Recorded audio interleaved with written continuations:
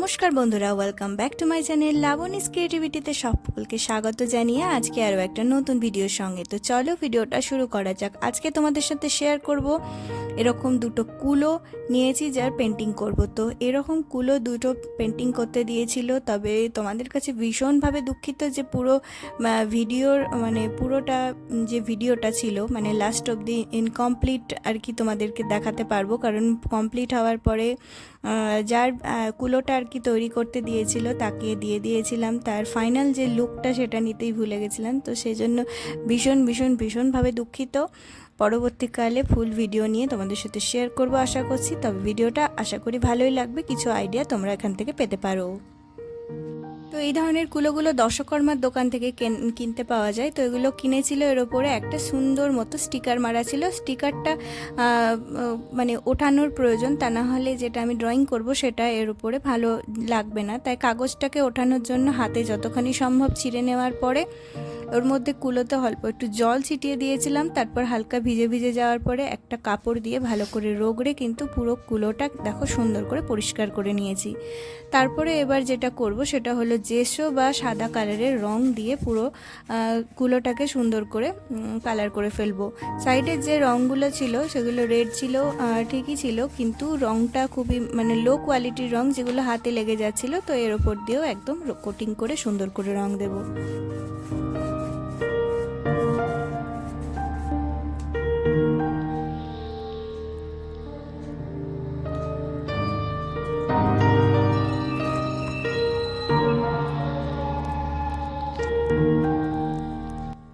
সাদা করে নেওয়ার পরে এর উপরে লাল করব, পুরোটাই লাল হবে, তবে লালের সাথে হালকা একটুখানি হলুদ মিক্স করেছিলাম, তাহলে কালচে ভাব আসবে না, একটা সুন্দর ব্রাইট একটা ভাব আসবে।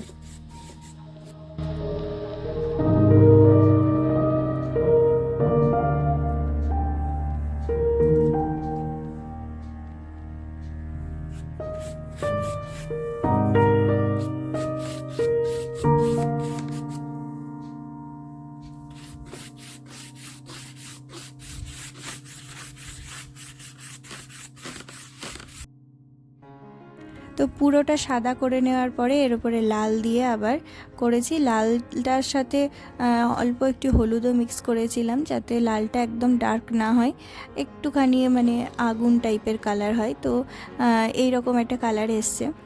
তারপরে সাদা দিয়ে এখন এর উপর ডিজাইন করব, লাল সাদারই কম্বিনেশন থাকবে আর কি। তো সাদা দিয়ে তো এই দিকের সাইডের দিকে একদম ডিজাইন করব, তারপরে মিডিলে আরও একটা ডিজাইন হবে। তো এই সাইডের ডিজাইনটা যে যেরকম খুশি করতে পারে, খুবই ইজি একটা ডিজাইন আমি চুজ করেছি, তো সেটাই করছি। যে কোনো একটা প্যাটার্ন নিয়ে সেটাকে আমরা ড্র করব। বিভিন্ন ধরনের প্যাটার্ন হয়, আমরা আলপনাতে যে ধরনের প্যাটার্ন ব্যবহার করি, তো সেই রকমও কিন্তু করা যেতে পারে। আমি সেরকম ধরনের একটা করেছি, খুবই ইজি।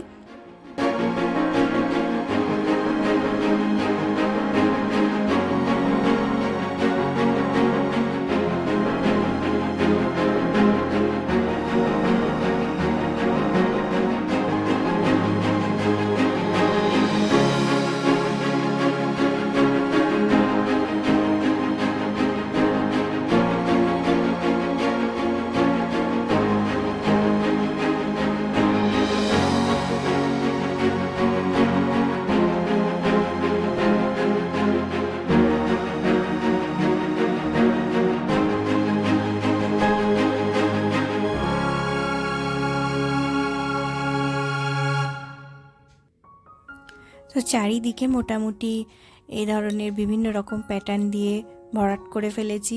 এবার পুরো মিডিলে করব না, মিডিলে একটা স্বস্তিক চিহ্নের মতো একটা চিহ্ন থাকবে, আর এই নিচের দিকটায় একটু চওড়া করে একটা এরকম কলকা টাইপের, ঠিক কলকা না, নিজের পছন্দ মতো একটা আমি একটা আঁকলাম। তোমরা কোনো আইডিয়া নিতে চাইলে পিন্টারেস্ট থেকে বা গুগল থেকে অনেক রকমের আলপনার ডিজাইন বা কুলো পেন্টিংয়ের ডিজাইন তোমরা এখন নিতেই পারো।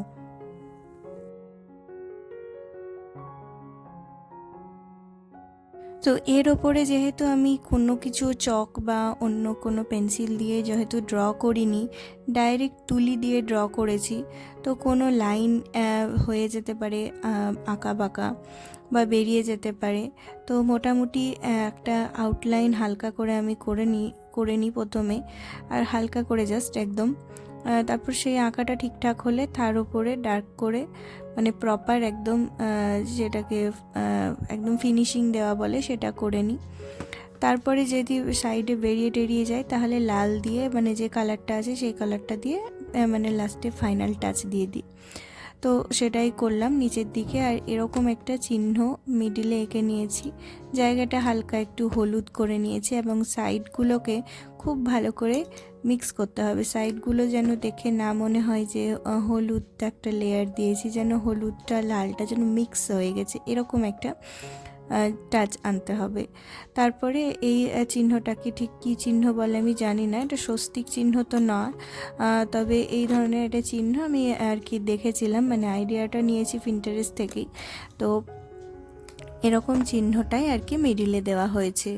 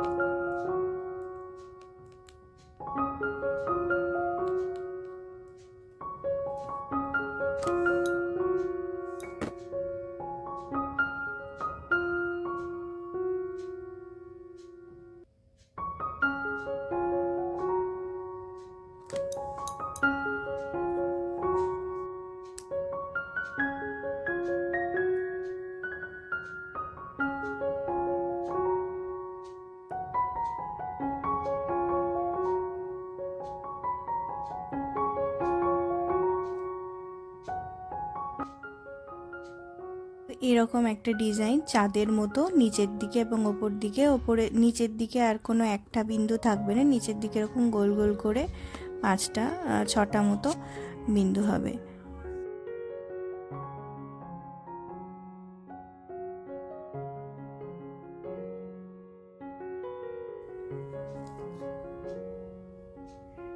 প্রথম কুলোটা কমপ্লিট হয়ে গেছিলো, তারপর ফাইনাল ভিডিওটা নিতে ভুলে গেছিলাম। তারপরে এই সেকেন্ড যে কুলোটা সেটা ড্র করতে শুরু করেছি। এটাতেও সেম ইজি একটা প্যাটার্ন সাইডগুলোতে করে নেব, খুবই ইজি একদম নর্মাল। আমরা আলপনা যখন ঘরে আঁকতাম তখন তো কোনো রকম আমরা কোনো পেন্টিংয়ে যেরকম ইউজ করা হয় সেরকম কোনো কিছু আমরা ইউজ করতাম না। আমার মা ঠাকুমাদেরও দেখেছি একই রকমভাবে তারা মনের থেকে নিজেরা এরকম করে আঁকতো, তো সেরকমই একটা এঁকে নিয়েছি।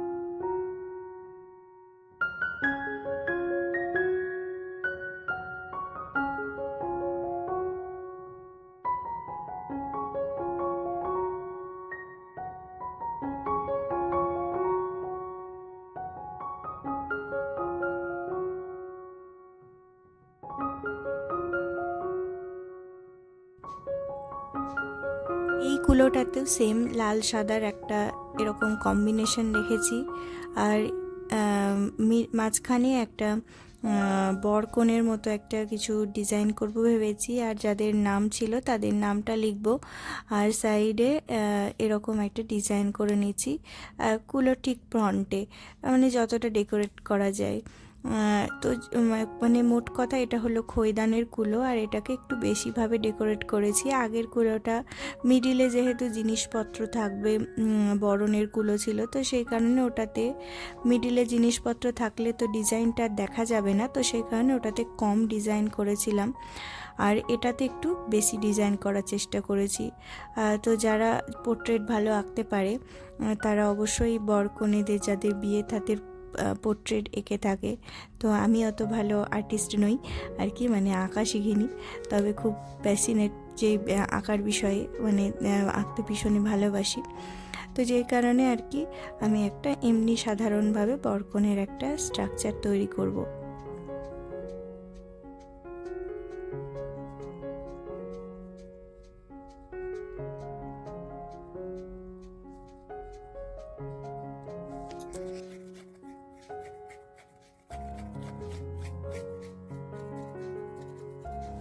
তো এটাতেও একটু হলুদের ছোঁয়া দিয়েছি।